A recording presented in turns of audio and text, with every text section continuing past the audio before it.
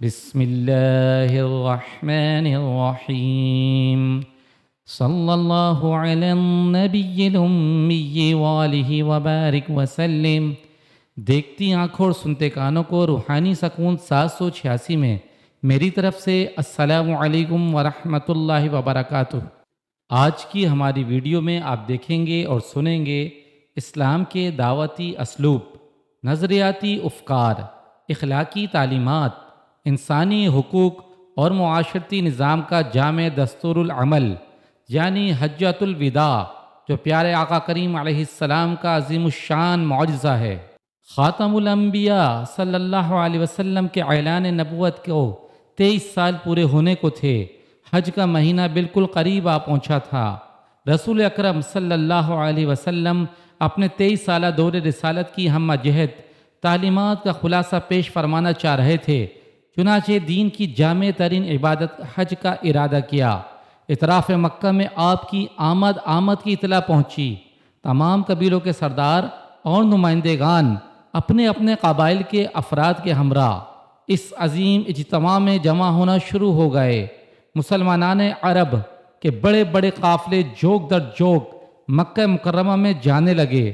26 ذی القعدہ 10 ہجری اتوار کے دن آپ صلی اللہ علیہ وسلم نے غسل مبارک فرما کر احرام کی چادر اور تہبند باندھا۔ نماز ظہر کی ادائیگی کے بعد مدینہ منورہ سے مکے کی طرف سفر شروع فرمایا۔ ازواج مطہرات بھی آپ کے ہمراہ تھیں۔ مدینہ سے 6 میل کے فاصلے پر ذوالحلیفہ جو مدینہ منورہ کی میقات ہے، وہاں پہنچ کر شب بھر قیام فرمایا۔ اس کے بعد 2 نفل ادا فرمائے، احرام کی نیت فرمائی اور قصواں اونٹنی پر سوار ہو کر بلند آواز میں تلبیہ پڑھی، لبیک اللہم لبیک لبیک لا شریک لک لبیک ان الحمد والنعمت لک والملک لا شریک لک لبیک اللہم لبیک۔ اے اللہ، ہم تیرے سامنے حاضر ہیں۔ اے اللہ، تیرا کوئی شریک نہیں، ہم حاضر ہیں۔ تعریف اور نعمت سب تیری ہی ہے اور سلطنت میں تیرا کوئی شریک نہیں۔ سفر جاری رہا۔ مکہ مکرمہ کے قریب وادی فاطمہ میں پہنچ کر غسل فرمایا۔ تقریباً 8 دن کا سفر طے کرنے کے بعد 4 ذی الحجہ 10 ہجری کو آپ صلی اللہ علیہ وآلہ وسلم 1.25 لاکھ صحابہ کرام کی کثیر تعداد کے جلووں میں مکہ مکرمہ میں داخل ہوئے۔ بیت اللہ پر نگاہ پڑی تو فرمایا، اے اللہ، اس گھر کی عزت و شرف کو مزید دوبالا فرما۔ پھر بیت اللہ کا طواف ادا کیا۔ پہلے 3 چکروں میں رمل خوب کندھا ہلا کر اور اکڑ کے چلنے کو کہتے ہیں کہ 7 اور باقی 4 چکر عام چال سے پورے فرمائے۔ طواف سے فارغ ہو کر آپ صلی اللہ علیہ وسلم مقام ابراہیم پہ تشریف لائے اور یہ آیت تلاوت فرمائی، اس مقام پر ترجمہ، اور مقام ابراہیم کو سجدہ گاہ بناؤ۔ اس مقام پر 2 نفل ادا کیے۔ پہلی رکعت میں سورہ کافرون اور دوسری میں سورہ اخلاص پڑھی۔ اس کے بعد صفا مروہ پہ سعی کے لیے تشریف لے گئے۔ 7 چکر ادا کرنے کے بعد اعلان فرمایا، جن کے پاس قربانی کے جانور ہیں وہ احرام نہ کھولیں اور باقی لوگ حجامت بنوا کر احرام کھول دیں۔ اس موقع پہ حضرت علی رضی اللہ تعالی عنہ، جنہیں آپ صلی اللہ علیہ وسلم نے یمن سے قربانی کے اونٹ لانے کے لیے بھیجا تھا، وہ 100 اونٹ اور یمن کے حجاج کا قافلہ لے کے تشریف لائے۔ جمعرات 8 ذی الحجہ صبح سورج طلوع ہونے کے بعد آپ صلی اللہ علیہ وسلم مینا تشریف لے گئے، جہاں ظہر، عصر، مغرب، عشاء اور 9 ذی الحجہ کی فجر کی نماز ادا فرمائی۔ جمعے کے دن 9 ذی الحجہ مینا سے عرفات کو روانہ ہوئے۔ نمرہ میں کمبل کا ایک خیمہ نصب کیا گیا، وہاں قیام فرمایا۔ زوال کے وقت اونٹنی قصوہ پہ سوار ہو کر میدان عرفات میں تشریف لائے اور اونٹنی پر ہی خطبہ ارشاد فرمایا۔ یہ خطبہ مبارکہ اسلام کے دعوتی اسلوب، نظریاتی افکار، اخلاقی تعلیمات، انسانی حقوق اور معاشرتی نظام کے جامع دستور العمل کی حیثیت رکھتا ہے۔ آپ صلی اللہ علیہ وسلم نے اللہ تعالیٰ کے حمد و ثنا کے بعد ارشاد فرمایا، لوگو میری باتیں سنو، شاید اگلے سال مجھے اور تمہیں ایسی محفل میں اکٹھے ہونے کا موقع نہ ملے۔ میں آج کے دن مسلمانوں کی جان و مال اور عزت و آبرو کو قیامت تک ایک دوسرے پر حرام کرتا ہوں۔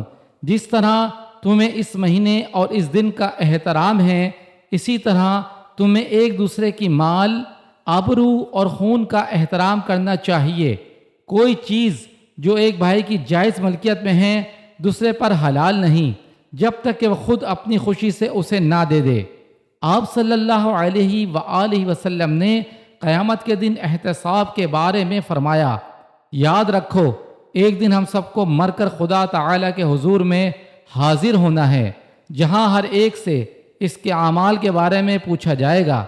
جناب نبی کریم علیہ السلام نے غیر اسلامی رسوم کے بارے میں فرمایا، لوگو یاد رکھو زمانے جاہلیت کی ہر رسم میرے قدموں کے نیچے ہے، میں اسے ختم کرتا ہوں۔ زمانے جاہلیت کے قتل و خون کے جھگڑے آج تک ختم کر دیے جاتے ہیں۔ اس سلسلے میں سب سے پہلے میں خود ربیعہ بن حارث بن عبد المطلب کے خون سے دستبردار ہوتا ہوں۔ اس خطبہ شریف میں حضور اکرم صلی اللہ علیہ وسلم نے اسلامی مساوات کا درس دیا۔ سب مسلمان بھائی بھائی ہیں، عربی کو عجمی پر اور عجمی کو عربی پر کوئی فضیلت حاصل نہیں، ہاں صرف پرہیزگاری خدا کے نزدیک افضل ہے۔ کمزوروں کے حقوق کے بارے میں آپ صلی اللہ علیہ وآلہ وسلم نے فرمایا، غلاموں اور عورتوں کے تم پر حقوق ہیں، ان حقوق کا خاص خیال رکھو، عورتوں کے ساتھ نرمی اختیار کرو اور مہربانی سے پیش آؤ۔ غلاموں کو وہی کھلاؤ جو خود کھاتے ہو اور انہیں وہی لباس پہناؤ جو خود پہنتے ہو۔ آپ صلی اللہ علیہ وآلہ وسلم نے مزید فرمایا، ہر شخص اپنے کیے کا خود ذمہ دار ہے، بیٹا باپ کا اور باپ بیٹے کے جرم کا ہرگز ذمہ دار نہیں۔ حضور اکرم صلی اللہ علیہ وآلہ وسلم نے اطاعت امیر کا حکم دیا، اور کوئی حبشی کان کٹا غلام بھی تمہارا امیر ہو اور تم کو خدا کی کتاب کے مطابق لے کے چلے تو اس کی اطاعت اور فرما برداری کرو۔ حضور اکرم صلی اللہ علیہ وآلہ وسلم نے فرمایا، لوگو نہ میرے بعد کوئی نبی آئے گا، نہ نئی امت پیدا ہوگی۔ خوب سن لو، خوب سن لو، اپنے رب کی عبادت کرو، 5 وقت نماز پڑھو، رمضان کے روزے رکھو، مال کی زکوٰۃ خوشی خوشی ادا کرو، خانہ کعبہ کا حج کرو اور اپنے حاکموں کے فرما بردار رہو۔ اس کی جزا یہ ہے کہ اپنے پروردگار کی جنت میں داخل ہو جاؤ۔